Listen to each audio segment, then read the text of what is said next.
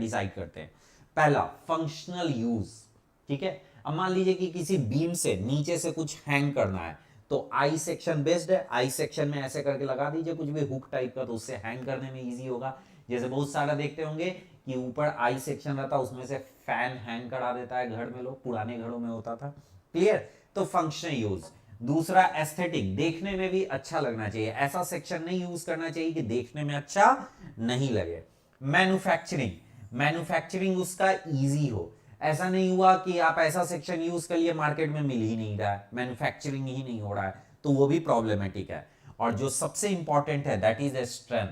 Clear, that is a strength, कि section का strength क्या है, और ये किस पे डिपेंड करता है, सेक्शन मॉडुलस पे। अगर आप इकोनॉमिकल स्ट्रक्चर डिजाइन कर रहे हैं तो शेप ऑफ सेक्शन जो डिसाइड होता है वो आपका डिसाइड होता है इसी पे, सेक्शन मॉडुलस पे डिसाइड होता है, सेक्शन मॉडुलस पे।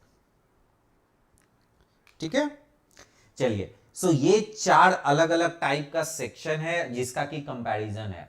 First section square, second rectangular, third circular, और फोर्थ 2 प्लेट है और दोनों प्लेट के बीच में कुछ गैप है। तो इन चारों सेक्शन में जो सबसे अच्छा है, तो सारे सेक्शन का हम अब क्या किए हैं, सेक्शन मॉडुलस निकाले, Z1 Z2 Z3 Z4 सबका सेक्शन मॉडुलस निकाले। तो देखिएगा कि स्क्वायर और रेक्टेंगल का सेक्शन मॉडुलस सेम आ जाता है। स्क्वायर और रेक्टेंगुलर का अगर एरिया सेम है तो स्क्वायर और रेक्टेंगल का सेक्शन मॉडुलस सेम आ जाता है। ठीक है, now come to the circular. Circular का सेक्शन मॉडुलस देखिए स्क्वायर और रेक्टेंगल से कम है, यानी कि सर्कुलर कम मजबूत होता है, final moment of resistance circular का कम निकलेगा। और ये प्लेट को अगर हम लोग सेपरेट कर देते हैं तो इसका सेक्शन मॉडुलस बहुत हाई हो जाता है, 0.5 इंटू 80, बहुत हाई सेक्शन मॉडुलस हो जाता है। बट क्या ये पॉसिबल है कि 2 प्लेट को आप हवा में रख सकिए? ये पॉसिबल है कि 2 प्लेट को आप हवा में रखिए? नहीं, 2 प्लेट को हवा में रखना पॉसिबल नहीं है। इसीलिए हम लोग करते क्या है कि इन दोनों प्लेट को एक वेब से कनेक्ट कर देते हैं और आई सेक्शन बन जाता है। इसीलिए आई सेक्शन इतना ज्यादा यूज होता है। इन्हीं 2 प्लेट को हम लोग एक वेब से कनेक्ट कर देते हैं जिससे कि आई सेक्शन बन जाता है। Is it clear? Now, from above calculation, it is clear that Z3 से बड़ा है Z1, Z1 से बड़ा है Z2, Z2 से बड़ा है Z4. So, fourth section is strongest one. सबसे strongest कौन है? Fourth section है, सबसे strongest. But that type of section is practically not possible. So, I section is made. इसलिए हम लोग I section बनाते हैं. And which is considered as most efficient section. तो इसीलिए हम लोग I सेक्शन बनाते हैं। I का Z निकालिएगा तो वो 0.5 AD से थोड़ा सा कम होता है। ठीक है, क्योंकि वहां पे वेब नहीं था ना, तो वेब को जब कंसीडर करते हैं तो उसमें भी कुछ मटेरियल लग जाता है और वो मोमेंट ऑफ रेजिस्टेंस नहीं उतना प्रोवाइड करता है, तो इसका Z निकालते हैं तो ये थोड़ा कम हो जाता है, लेकिन फिर भी काफी ज्यादा होता है। In other words, keep more area of section at farthest possible distance from neutral axis to increase strength of section. अगर कोई समराइज करके बोलने के लिए बोलेगा तो आप ये बोल सकते हैं कि न्यूट्रल एक्सिस से जितना ज्यादा दूर रखिएगा ज्यादा मटेरियल को, ठीक है, न्यूट्रल एक्सिस के नजदीक अगर ज्यादा मटेरियल को रखिएगा तो modulus of section, section modulus कम हो जाता है, और जितना ज्यादा दूर रखिएगा ज्यादा मटेरियल को उसका सेक्शन मॉडुलस उतना ज्यादा इंक्रीज हो जाता है। आया समझ में? Now beam of constant strength, ठीक है ना, बीम ऑफ कांस्टेंट स्ट्रेंथ का क्या मतलब होता है कि बीम का क्रॉस सेक्शन ऐसा डिसाइड कीजिए, बीम का क्रॉस सेक्शन ऐसा डिसाइड कीजिए कि हर सेक्शन पे आपका मटेरियल इक्वली यूटिलाइज हो, यानी कि मटेरियल का मैक्सिमम स्ट्रेस इक्वल है। बीम में क्या होता है, बेंडिंग मोमेंट हर जगह कम ज्यादा होता रहता है। अगर आपका क्रॉस सेक्शन सेम रहेगा और बेंडिंग मोमेंट कम ज्यादा होगा तो कहीं पे स्ट्रेस ज्यादा होगा, कहीं स्ट्रेस कम होगा, तो बीम का पूरा यूटिलाइजेशन नहीं होता है। सो अगर आप बीम को पूरा यूटिलाइज करना चाहते हैं, अगर आप बीम को पूरा यूटिलाइज करना चाहते हैं तो आपको क्या करना पड़ेगा, उसका सेक्शन को वैरी कराना पड़ेगा। तो 2 टाइप से सेक्शन को वैरी करा सकते हैं, एक तो कि बीम का विड्थ कांस्टेंट रखें थ्रू आउट और डेप्थ चेंज कर दें, बीम का विड्थ कांस्टेंट रखें थ्रू आउट और डेप्थ चेंज कर दें। और दूसरा क्या होता है, बीम का डेप्थ कांस्टेंट रख के विड्थ चेंज करें, डेप्थ कांस्टेंट रख के विड्थ चेंज करें। आया समझ में? ठीक है।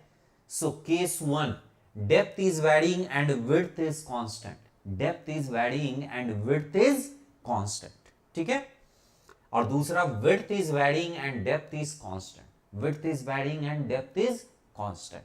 ठीक है। अब देखिए दोनों को करते हैं हम लोग। A cantilevered beam is subjected to a point load at free end. Cantilevered beam है, free end पे point load है।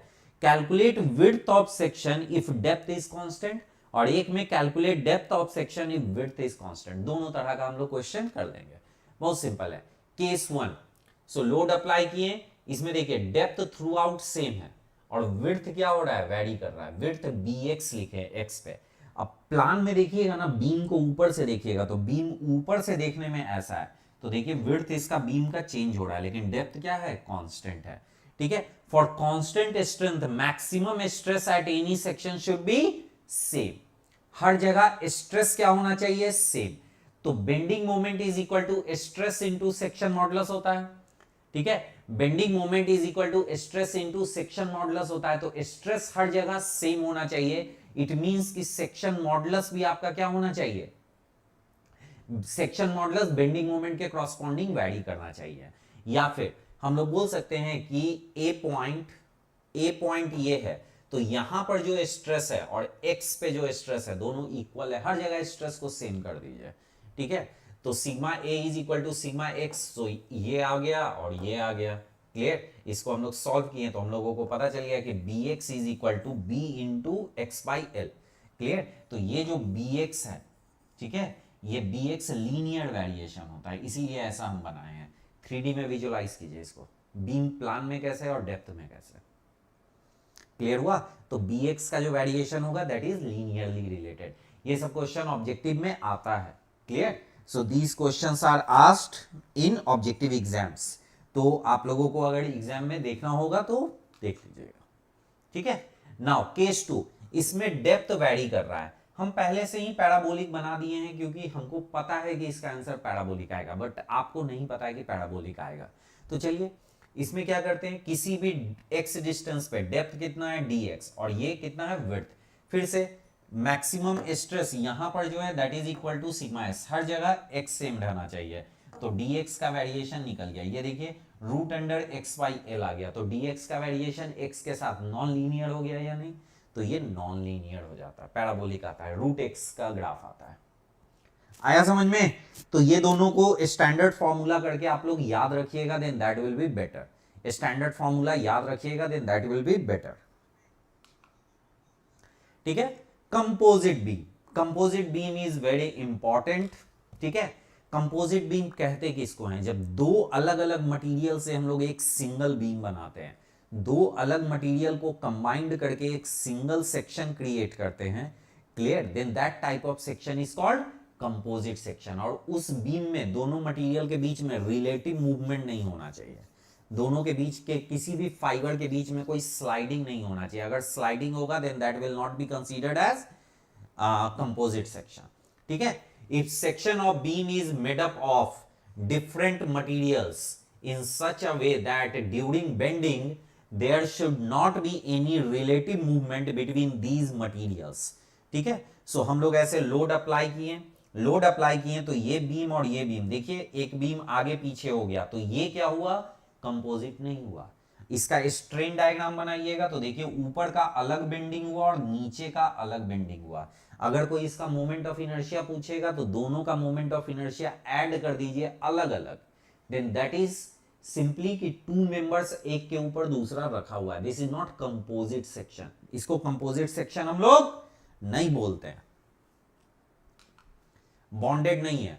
अब देखिए या तो दोनों के बीच में ग्लू लगा दीजिए या फिर मल्टीपल नेल्स डाल दीजिए, नट बोल्ट नेल्स डाल दीजिए और नेल्स डाल के ऐसे कर दीजिए। अब जब लोड लगाइएगा तो ये पूरा एक साथ बेंड होगा, तो ये पूरा बीम जो है एक क्रॉस सेक्शन की तरह बिहेव करेगा। इसका स्ट्रेन डायग्राम पूरा ऐसा बनेगा एक।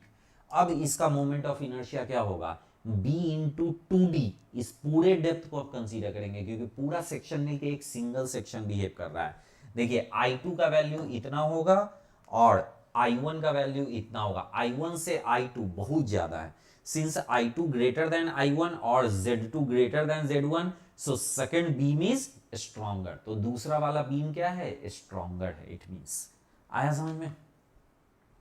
Analysis of composite beam oblique flitched beam, so अब एनालिसिस करना है इसका कि इसका मोमेंट ऑफ रेजिस्टेंस वगैरह कैसे निकलता है, that is very simple.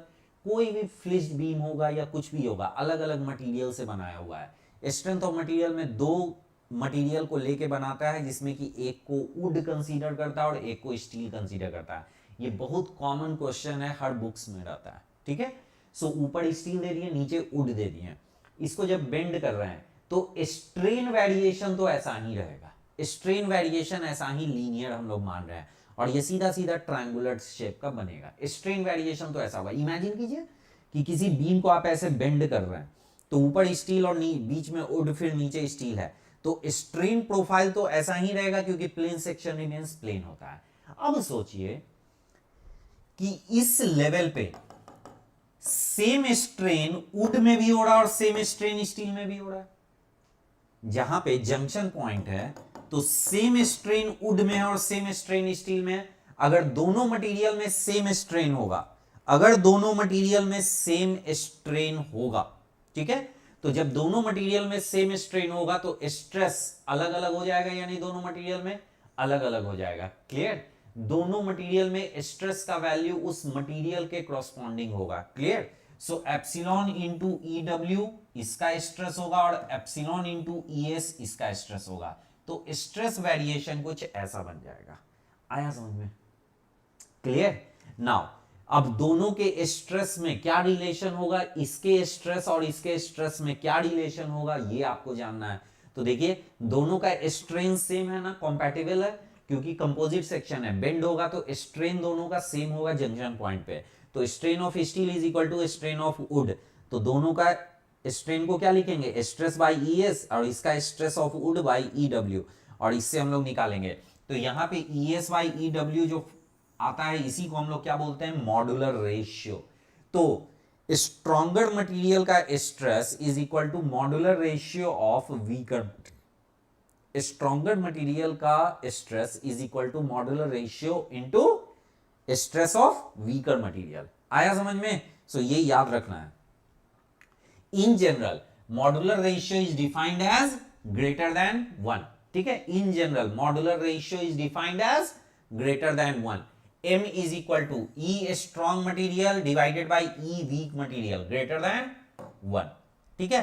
For equal strain, equal strain के लिए हम लोग क्या करेंगे, sigma stronger material is equal to M sigma weaker material. ये अभी ही हम आपको बता रहे थे, यही, ठीक है, नोट्स में लिखाया हुआ भी है। नाउ ओरिजिनल सेक्शन को ट्रांसफॉर्म सेक्शन, ये कॉन्सेप्ट सीखना होता है। देखिए कंपोजिट सेक्शन में दो मटेरियल होता है, एक होता है वुड, एक होता है स्टील। मान लीजिए दो मटेरियल है, हम लोग उसको क्या करते हैं, ट्रांसफॉर्म करके एक सिंगल मटेरियल में कन्वर्ट कर देते हैं। सिंगल मटेरियल में जब कन्वर्ट कर देते हैं ना, तो उसके बाद बेंडिंग मोमेंट ये सब निकालना इजी हो जाता है, समझने में आसानी होता है। क्लियर हुआ? समझने में आसानी होता है। तो देखिए ओरिजिनल सेक्शन ये था और इसका स्ट्रेस डायग्राम हम लोग ये बनाए, ठीक है। ओरिजिनल सेक्शन ये था, इसका स्ट्रेस डायग्राम हम लोग ये बनाए। जब हम इसको पूरे को वुड में कन्वर्ट कर दिए, पूरे को वुड में कन्वर्ट कर दिए, तो सेक्शन बड़ा हो जाएगा, यानी पहले इमेजिन कीजिए बड़ा होना चाहिए, यानी क्योंकि स्टील मजबूत मटेरियल को अगर कमजोर मटेरियल में कन्वर्ट कर रहे हैं, तो कमजोर मटेरियल का एरिया ज्यादा होना चाहिए, यानी ज्यादा होना चाहिए।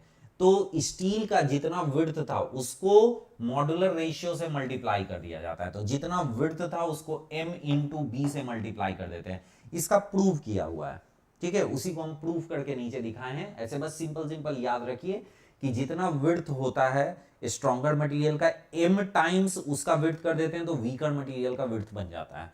तो अब ये पूरा वुड का हो गया। अब वुड का हो गया तो पूरा मटेरियल सिंगल है, तो stress diagram simply linear variation बन जाएगा, या नहीं? So this is simple linear variation. Clear हुआ? Now transform section is made in such a way that strain diagram remains same. ऐसा ट्रांसफॉर्म सेक्शन बनाना है कि उसका स्ट्रेन डायग्राम और ओरिजिनल सेक्शन का स्ट्रेन डायग्राम सेम रहेगा। स्ट्रेस डायग्राम चेंज होता है, स्ट्रेन डायग्राम सेम रहना चाहिए, ठीक है। In other words, distance of all fibres from neutral axis remains same in transform section. Transform section में न्यूट्रल एक्सिस से हर फाइबर का डिस्टेंस, परपेंडिकुलर डिस्टेंस सेम रहता है। क्लियर? हर फाइबर का, यानी कि आप विड्थ में बढ़ा सकते हैं, डेप्थ में चेंज करना अलाउड नहीं है। अगर डेप्थ में आप चेंज किए तो वो ट्रांसफॉर्म सेक्शन नहीं बनता है, वो फिर कुछ दूसरा ही चीज हो जाएगा, ठीक है। सो दिस इज द सेक्शन, इसका स्ट्रेन डायग्राम है और ये इसका स्ट्रेस डायग्राम है। Is it clear? अगर इसको हम लोग वुड में कन्वर्ट करेंगे तो वुड में ये स्टील का विड्थ बढ़ जाएगा, और अगर हम लोग इसको स्टील में कन्वर्ट करेंगे तो ये वुड का विड्थ क्या हो जाएगा? कम हो जाएगा, क्योंकि वुड कमजोर है तो ये इसका विड्थ कम हो जाएगा। तो विड्थ कम होगा तो कितना विड्थ लेंगे? तो इसको मॉड्यूलर रेशियो से डिवाइड करते हैं। सिंपल याद रखिएगा, स्ट्रॉन्गर को वीकर में कन्वर्ट करना है तो मॉड्यूलर रेशियो से मल्टीप्लाई करेंगे, स्ट्रॉन्गर को और वीकर को स्ट्रॉन्गर में कन्वर्ट करना है तो मॉड्यूलर रेशियो से डिवाइड करेंगे। सिंपल, ये स्टील का सेक्शन हो गया। आया समझ में? नाउ अब अगर स्टील का प्लेट ऐसे लगा हुआ है तो कैसे हम लोग बनाएंगे? सो स्टील का प्लेट ऐसे लगा हुआ है तो कैसे बनाएंगे? तो ये आपका ओरिजिनल था, ये transform section into would, would में कन्वर्ट करना, तो ये वुड तो सेम रह जाएगा और ये जो थिकनेस है वो थिकनेस को मॉड्यूलर रेशियो से मल्टीप्लाई कर देंगे। अब इसको अगर स्टील में कन्वर्ट करना है तो ये दोनों स्टील सेम रह जाएगा और इसमें क्या होगा? B बाई एम हो जाएगा ये। सो ये ट्रांसफॉर्म कर दिए। Now I of transform section निकालना है, ट्रांसफॉर्म सेक्शन का आई, तो I of wood plus M times I of steel, तो कर देंगे तो वुड में निकल जाएगा, और I of steel plus I of wood divided by M कर देंगे तो ये क्या हो जाएगा? स्टील का मोमेंट ऑफ इनर्शिया निकल जाएगा, ठीक है। इसी पे एक क्वेश्चन बनाया हुआ है, a composite section is given below, calculate MR of section if sigma W and sigma S given और ES by EW is given। तो ये वुड है और ये स्टील है, ठीक है। इसका मोमेंट ऑफ रेजिस्टेंस निकालना है, तो सबसे पहले हम लोग क्या किए? उसको वुड में कन्वर्ट कर दिए, तो अब हम लोगों का सेक्शन ये हो गया, और इसका न्यूट्रल एक्सिस निकालेंगे, न्यूट्रल एक्सिस के बाद स्ट्रेस डायग्राम निकालेंगे और इसका मोमेंट ऑफ रेजिस्टेंस निकालेंगे। तो सबसे पहले इसका न्यूट्रल एक्सिस सेंट्रोइडल एक्सिस पे हो जाएगा, a1 y1 plus a2 y2 divided by a1 plus a2, तो इससे हम लोगों का न्यूट्रल एक्सिस निकल गया 152।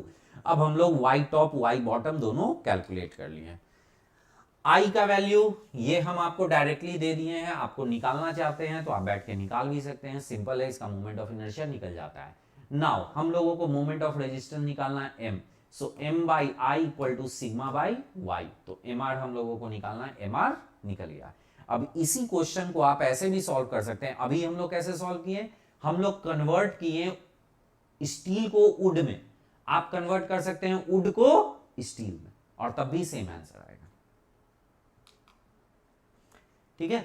नाउ बेंडिंग में स्ट्रेन एनर्जी, स्ट्रेन एनर्जी हर चीज में होता है, एक्सियल में स्ट्रेन एनर्जी होता है, बेंडिंग में स्ट्रेन एनर्जी होता है, शियर में स्ट्रेन एनर्जी होता है, टॉर्शन में स्ट्रेन एनर्जी होता है, चारों स्ट्रेन एनर्जी होता है। चार में से 3 स्ट्रेन एनर्जी का हम लोग यूज करते हैं, एक का नहीं करते हैं। शियर वाले स्ट्रेन एनर्जी पे एग्जाम में क्वेश्चन नहीं आता है, बेंडिंग, एक्सियल और टॉर्शन स्ट्रेन एनर्जी पे एग्जाम में बहुत क्वेश्चन आता है। Is it clear?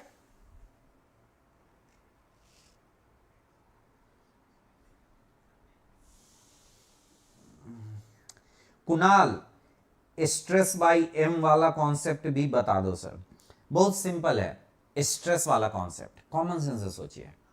एक मटेरियल से आप दूसरा मटेरियल किए तो क्या फोर्स का मैग्नीट्यूड आप चेंज कर सकते हैं? नहीं चेंज कर सकते हैं, फोर्स का मैग्नीट्यूड नहीं चेंज कर सकते। मटेरियल कोई भी कन्वर्ट कीजिए किसी को किसी में, नेट जो रिजल्टेंट फोर्स है दोनों का सेम होना चाहिए, ठीक है। अगर आप एरिया बढ़ा रहे हैं तो स्ट्रेस को कम करना पड़ेगा, और अगर आप एरिया को कम कर रहे हैं तो स्ट्रेस को बढ़ाना पड़ेगा। सिंपल, ऐसे सोचिए ना, ठीक है।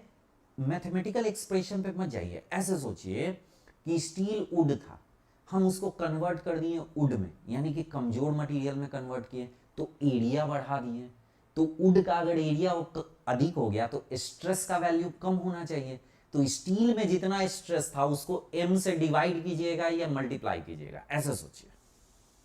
ऑटोमेटिकली आपको समझ में आने लगेगा। ठीक है, नाउ तो बेंडिंग के कारण स्ट्रेन एनर्जी, बेंडिंग के कारण स्ट्रेन एनर्जी कैसे निकलेगा? तो जैसे P square L upon 2AE होता है, यहां पे क्या हो जाता है, M square L upon 2EI हो जाता है, बस यही डिफरेंस है। क्लियर? और ये स्ट्रेन एनर्जी निकालने का पूरा एक्सप्रेशन है, मल्टीप्लाई करके इंटीग्रेट करके हम लोग निकालते हैं। क्लियर? तो वहां P square L upon 2AE था, यहां पे M square L upon 2EI था। अगर बेंडिंग मोमेंट वैरिंग रहेगा, नॉन यूनिफॉर्म बेंडिंग रहेगा, तो यही इंटीग्रेशन का फॉर्म ले लेता है। ठीक है, एम स्क्वायर सेम रहेगा, एम स्क्वायर, एल के जगह dx हो जाएगा small element divided by 2EI और इंटीग्रेशन 0 से l हो गया। ऐसा ही स्ट्रेन एनर्जी होता था एक्सियल में भी, बस इसको कोरिलेट कर लेना है। ठीक है, calculate strain energy due to bending in cantilever beam. ठीक है, subjected to point load at free end. तो फ्री एंड पे अगर पॉइंट लोड हम लोग अप्लाई करेंगे, फ्री एंड पे पॉइंट लोड अप्लाई करेंगे तो इसका स्ट्रेन एनर्जी कितना होगा? तो सिंपल है, किसी भी एक्स डिस्टेंस पे मोमेंट निकाल लीजिए और उसके बाद इंटीग्रेट कर दीजिए, P square L cube upon 6EI। So this is the bending moment. आया समझ में? Now axial load with moment on section. अगर सेक्शन पे एक्सियल लोड और मोमेंट दोनों होता है, ठीक है, अगर सेक्शन पे एक्सियल लोड और मोमेंट दोनों होता है, तो देखिए विजुअलाइज कीजिए, ये क्रॉस सेक्शन है, इस पे एक्सियल लोड है और मोमेंट है। ठीक है, तो सेक्शन है, सेक्शन पे एक्सियल लोड और मोमेंट है। सेक्शन को ये इधर से देखिएगा तो ऐसा दिखेगा, और इधर सामने से देखिएगा तो बस एक लाइन दिखेगा। तो एक्सियल लोड और मोमेंट, अगर एक्सियल लोड और मोमेंट दोनों है तो हम लोग एक्सियल लोड और मोमेंट दोनों है तो इसी को हम लोग ऐसे भी रिप्रेजेंट कर सकते हैं या नहीं, कि एक्सियल लोड एक इसेंट्रिसिटी पे है। और सिंपल, अगर सेक्शन पे दो फोर्सेस है, फोर्स और मोमेंट, तो दोनों का अपना अपना स्ट्रेस डायग्राम बनेगा। तो जो एक्सियल फोर्स है उसके कारण क्या बनेगा, सिंपल P बाई ए, और जो मोमेंट है उसके कारण M by I into Y bottom Y top. Clear? हम लोगों को सिग्मा टॉप और सिग्मा बॉटम निकालना है, तो ऊपर में एक पॉजिटिव है एक नेगेटिव है, तो प्लस माइनस हो गया, नीचे में दोनों का सेम डायरेक्शन है तो इसलिए दोनों पॉजिटिव कर दिए। क्लियर? नाउ एक बहुत ही इंपॉर्टेंट कॉन्सेप्ट है जो कि बहुत फ्रीक्वेंटली एग्जाम में आता है, for zero stress in top fibre. ठीक है, टॉप फाइबर में जीरो स्ट्रेस हो, इसके लिए P का इसेंट्रिसिटी कितना होना चाहिए, P का इसेंट्रिसिटी कितना होना चाहिए कि टॉप फाइबर में जीरो स्ट्रेस हो। ठीक है, so for zero stress in top fibre, top fibre में अगर जीरो स्ट्रेस होगा तो क्या हो जाएगा, P by A minus M by I into Y top. ठीक है, so P by B D ये हम लोग लिख लिए, तो इसेंट्रिसिटी D बाई 6 होता है, तो आपका क्या होता है, टॉप फाइबर में जीरो। अब देखिए बॉटम में E बाई 6 D बाई 6 होगा तो टॉप में जीरो, और टॉप में D बाई 6 होगा तो बॉटम में जीरो। सिमिलरली विड्थ में करेंगे, अगर लेफ्ट साइड में B बाई 6 होगा तो right side zero, right side में B बाई 6 होगा तो लेफ्ट साइड स्ट्रेस जीरो। तो ऐसे करके ये पोर्शन निकलता है रेक्टेंगल का।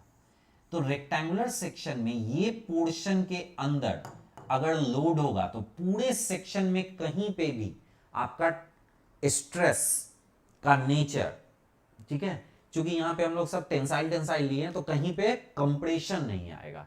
ठीक है, और अगर एक्सियल फोर्स कंप्रेसिव लिए होते तो कहीं पे टेंशन नहीं आता। Clear? So this is the meaning. Conclusion, hatched area in above diagram represents code of section. इसको सेक्शन का कोड बोलते हैं। ठीक है, this is the code of section, कि अगर इस पोर्शन में कंप्रेसिव लोड लगाएंगे तो कहीं पे टेंशन नहीं आएगा, और इस पोर्शन में अगर टेंसाइल लोड लगाएंगे तो कहीं पे कंप्रेशन नहीं आएगा। ये मीनिंग होता है कोड ऑफ सेक्शन का। ठीक है, if load is applied within this region no compression in section anywhere. ठीक है, यहां पे हम लिखे लोड, क्यों लोड यहां पे हम अप्लाई किए हैं टेंसाइल, तो इसलिए हम यहां पे टेंसाइल लोड माने हैं तो यहां कंप्रेशन लिखे। अगर यहां पे कंप्रेसिव लोड होगा तो यहां टेंसाइल हो जाएगा। This is also called as middle third rule. Middle third rule क्यों बोलते हैं, देखिए ये D बाई 6 है तो ये रीजन कितना हो गया, दैट इज D बाई 3, और ये रीजन कितना हो गया, दैट इज B बाई 3। आया समझ में, D by 3 and B by 3। Clear हुआ?